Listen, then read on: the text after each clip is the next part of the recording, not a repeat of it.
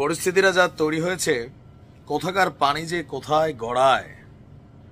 ছাত্রদের জাতীয় নাগরিক পার্টির বিপরীতে কবে যে আবার সাগরিক পার্টিও চলে আসতে পারে, এটার কিন্তু ভাই গ্যারান্টি নাই।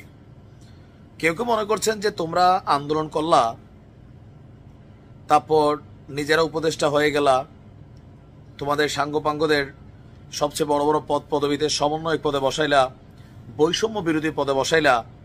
এখন আগামী দিনে রাষ্ট্র ক্ষমতায় যাওয়ার জন্য যে রাজনৈতিক দলটা তৈরি করলা, তোমরাই করলা। তা আমরা কার খালু, এই দাবি তুলেছে বৈষম্য বিরোধী প্ল্যাটফর্ম।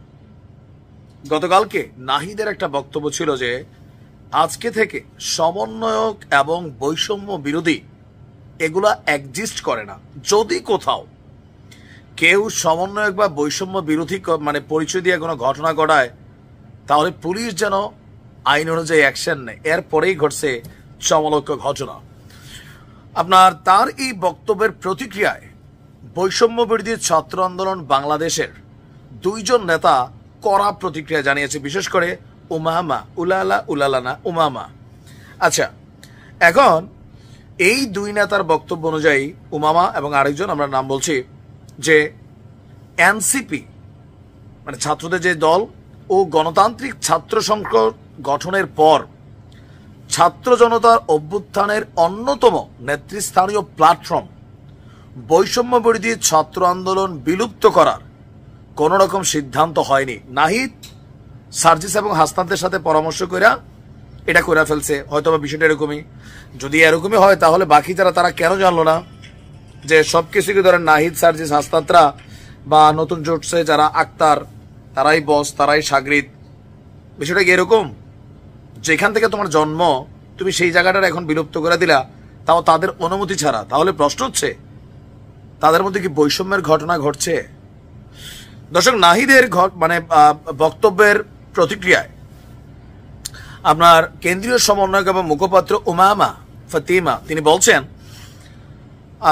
যে বৈষম্য বিরোধী ছাত্র আন্দোলনের অংশীদার যে ছাত্ররা আছে তাদের সবাই এই নতুন রাজনৈতিক দল বা নতুন ছাত্র সংগঠনে যুক্ত হয়নি। এর মধ্যে উমামাও কিন্তু যুক্ত হয়নি। I don't know Y. অংশীদারদের আলোচনা ছাড়া এই প্ল্যাটফর্ম বিলুপ্ত হবে না। এ বিষয়ে বিভ্রান্ত না হওয়ার জন্য সংশ্লিষ্ট ব্যক্তিদের অনুরোধ জানিয়েছেন। তাহলে আমরা কার কথা শুনবো, নাহিদ নাকি উমামা? আচ্ছা, আরেকজন আছে।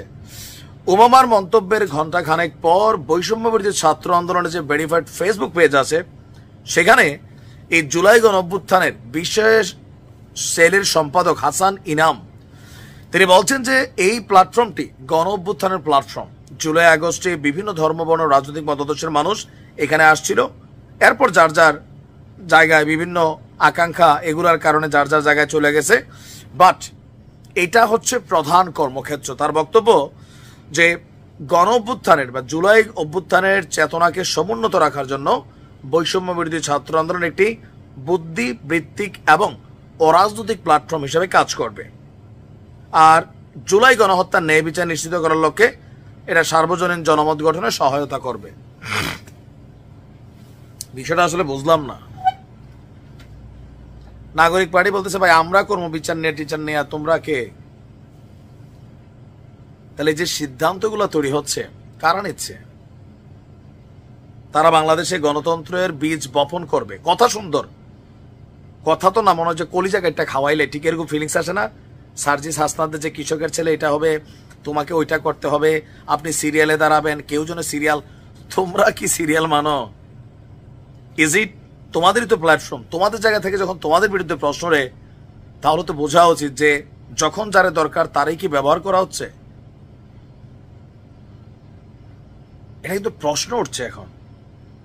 বৈষম্য বিরোধী যখন গতকালকে বিলুপ্ত করলো, তারা বলতেছে তোমরা কার সাথে আলোচনা করে আমাদেরকে বিলুপ্ত করছো?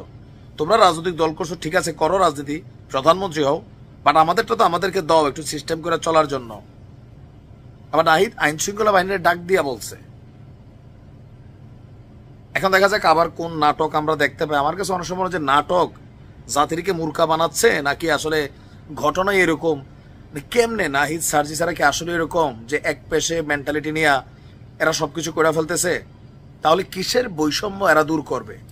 নিজেরাই তো বৈষম্য তৈরি করছে, মনে হচ্ছে one kind of fascist mentality. ভাই দেখেন 1971 আগে বঙ্গবন্ধু শেখ মুজিবুর রহমান কিংবদন্তি নেতা ছিলেন, স্বাধীনতা যুদ্ধে তার ভূমিকা ছিল, কিন্তু যেই মাত্র তিনি প্রধানমন্ত্রী হয়েছেন অনেক বিতর্কিত হয়ে গেছেন, অন্যায় হয়েছেন। জিয়াউর রহমানেরও দেখেন একই কাহিনী, টুকিটাকি বিতর্কিত হয়ে গেছেন, এজ এ রেজাল্ট জীবন দিতে হয়েছে। এরশাদরে দেখেন, এই জাতির বীজের মধ্যে যে দুই একটা ভালো বীজ জন্মাবে এখন তো নিজের কাছে সন্দেহ মনে হচ্ছে। আমরা ভাবছি স্বাভাবিক নাহিদের মতন একটা ক্যারেক্টার, তারা একটা রাজনৈতিক দল, তারা যখন কোনো ঘোষণা দিচ্ছে, অফকোর্স এই বৈষম্য বিরোধী আন্দোলন যেখান থেকে তাদের বীজ জন্ম, সেই জায়গায় বাকি সমন্বয়কদের, বৈষম্য বিরোধী নেতাদের কোনো আলাপ আলোচনায় কিচ্ছু নাই। ঠাস করে এসে বলে দিল যে এই পুলিশ অ্যাকশন নেবেন যদি কেউ অন্যায় অপকর্ম করে, এটা এমনি নিবে। আজকে থেকে আর কোনো সমন্বয়ক বৈষম্য বিরোধী এক্সিস্ট করে না। উমামা কইতেছে ভাই আমি তো জানি না, উম্মা আমি তো জানিই না। বিতর্কিত হয়ে যাবা, টিকবে না। বললাম না যে এরকম অনেক রাজনৈতিক দল হয়েছে, কিন্তু এরা টিকবে না। আরো বেশ কয়েকটা নিউজ আছে আজকে এদেরকে নিয়ে, ভালো থাকুন।